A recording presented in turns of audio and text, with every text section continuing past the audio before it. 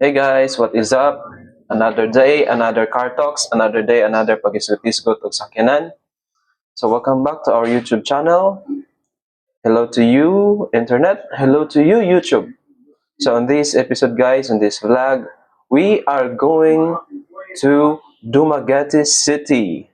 Yeah, I'm so excited today, guys, because we are going to get our brand new Hyundai Venue. Yes, brand new, guys. So excited, Keita. Join with me as we are going to get that brand new Venue. Let's go! So later on, guys, I will tell you what are the reasons why nga ako ang gi-choose ang Hyundai Venue over other competitive sa maong pareho niya nga category nga sakyanan. So we have different choices sa Toyota na ay Toyota Race, sa Kia na ay Sonet, sa Geely na ay GX Pro.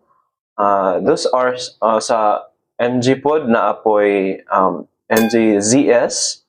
So those were my choices, but I have some reasons why I particularly choose Hyundai Venue. So ato na i-discover later on sa ato ang mga vlogs.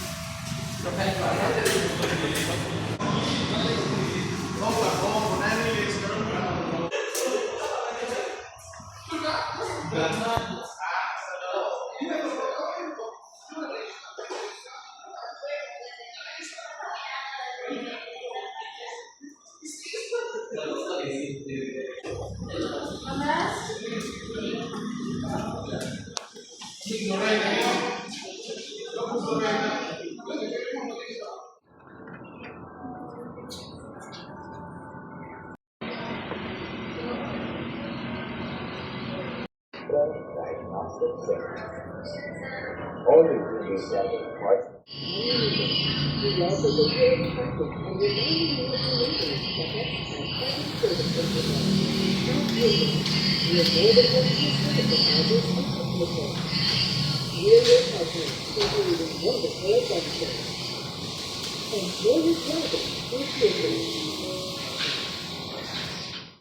And we are here inside finally in our brand new Hyundai Venue.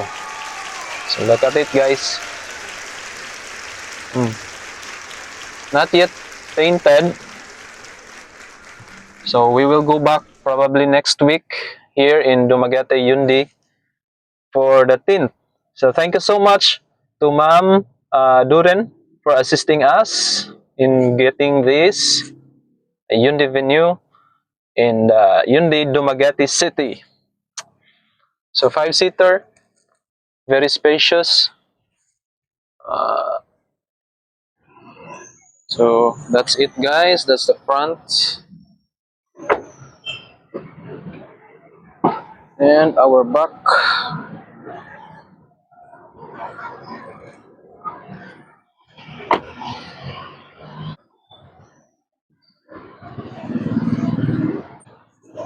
So Venue 1.6 manual transmission, guys.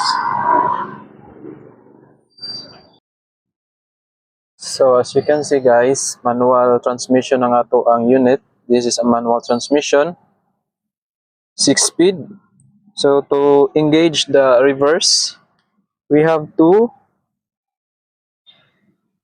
press this one. Okay, to engage the reverse. Okay, so these are the buttons.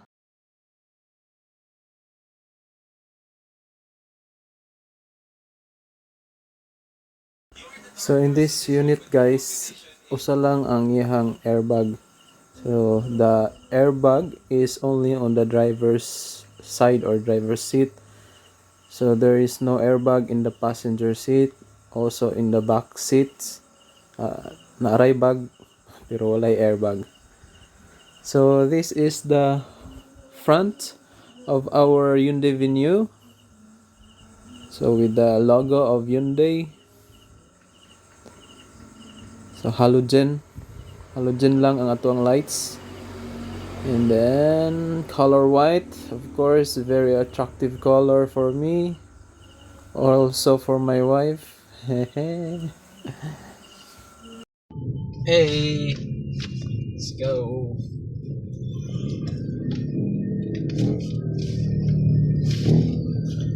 Let's go. So nice driving, nice handling, nice power. Goods na goods.